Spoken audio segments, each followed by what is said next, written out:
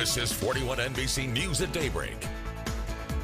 Welcome back to Daybreak. Hanukkah is being celebrated by more than 14 million Jewish people all around the world. Rabbi Ben Hershberg is here. Rabbi, for Jewish people right now is truly a special time of the year.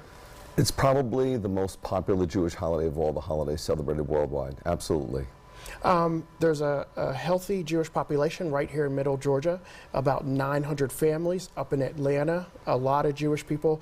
What are some of the traditions? What are the celebrations about? What are you eating at this time of the year? Well, basically, there was this horrific ruler named Antiochus Epiphanes. Epiphanes is Greek for God manifest, so obviously had an ego problem.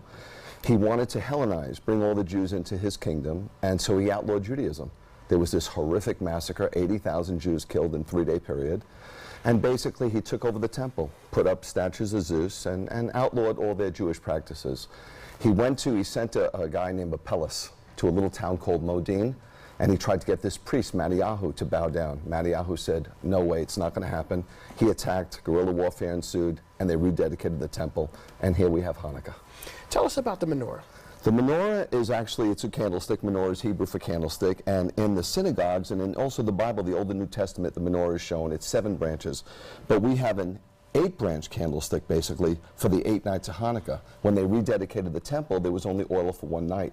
And the miracle was it lasted 8 nights. So they take this candle, the top comes down, the shamash, the servant, and he lights up the 8 nights, and that represents the miracle of Hanukkah. And some of the food. You brought some of the traditional stuff. Yeah, this traditional. We eat fried food in oil to represent the miracle of the oil. So you have the sufganiyot, the jelly donut, which my wife made, and it looks like hash browns, but they're called latkes. It's a Yiddish word for potato pancake, and you fry them in oil. Okay. For people that don't know much about this time of the year for the Jewish people, what do people have to know, whether they be Christian or Muslim, or can they come into synagogues as well? Our synagogue is open to all. We have at Beth Yeshua, because we believe in the Messiah. We're Messianic Jews. We believe in Jesus, basically. So we have, and it's interesting because in Macon, you don't see too many houses of worship necessarily, not to be derogatory in any way. We have cross cultures, but we have Hispanic, we have Asian, we have black, we have white, and we're all one in Him, and that's the beauty of Beth Yeshua.